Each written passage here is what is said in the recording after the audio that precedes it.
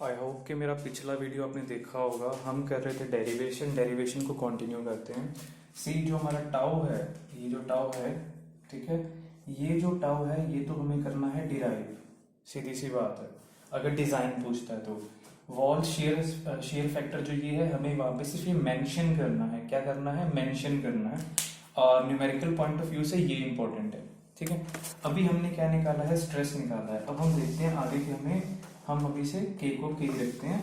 जब भी जरूरत पड़ेगी हम उस हिसाब से उसके अंदर मॉडिफिकेशन कर सकते हैं। अब हम आगे जो करने वाले हैं वो है कि डिफ्लेक्शन निकालना है। हमें क्या निकालना है? डिफ्लेक्शन।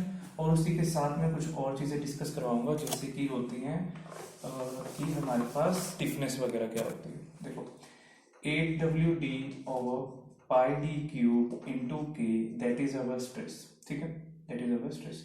now मैं आपको एक चीज बताना चाहता हूँ कि अगर मैं आपकी बात करता हूँ, ये एंगल थीटा है, ये रेडियस r है एंड ये हमारी क्या है? आर्क है। थीटा जो होता है वो होता है आर्क अपॉन में रेडियस।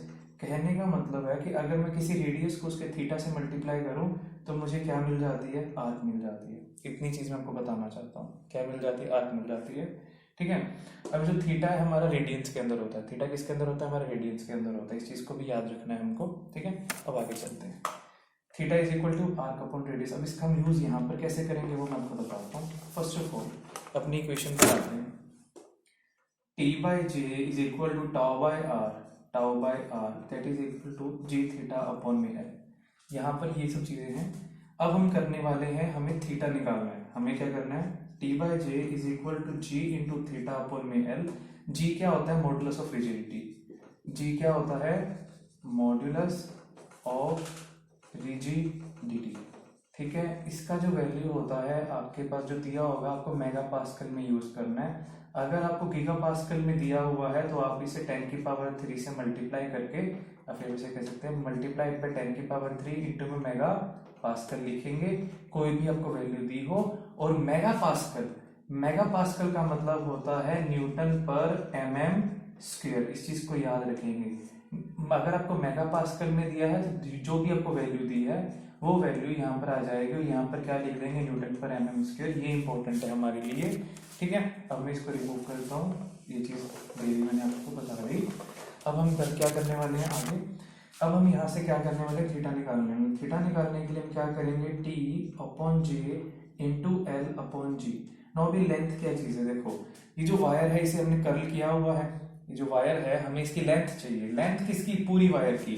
अब अगर मैं आपको बोलूं कि ये इसका सर्कमफ्रेंस कितना है तो आप बोलोगे 2 पाई आर, या फिर हम इसे बोल सकते हैं पाई डी। अब हमारे अगर मैं इसको ऊपर से देखता हूँ, कहाँ से देखता हूँ? ऊपर से देखता हूँ, इसको मैं मिटाऊंगा, ठीक है।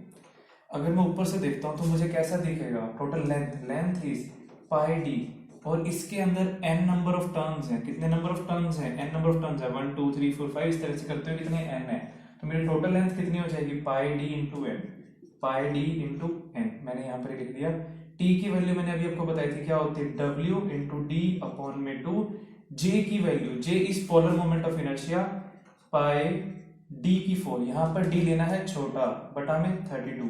अब इसको सोल्व करते हैं, और अगर हमने कोई मिस्टेक नहीं की है, ठीक है, sorry, polar moment of inertia के केस में कितना आता है? 16 आता है, 32 ही आता है, 32 ही आता है। तो इसको सोल्व करके देखते हैं।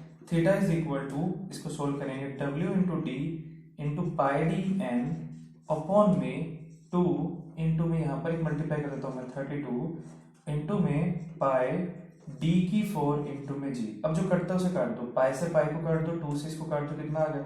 16। तो हमारे पास थीटा की वैल्यू, किसकी वैल्यू? थीटा की वैल्यू कितनी बनती है? ध्यान से देखेंगे, 16 D square W D square N over G D की 4, जी डी की 4। क्या चीज क्लियर है आपको?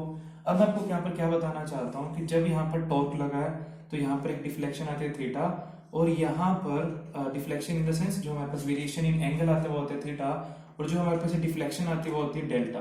डेल्टा क्या है? जो हमारा स्प्रिंग जितना कंप्रेस हुआ है, और ये जो हमारे पास ये क्या आता है? हमारा क्या होता है? रेडियस।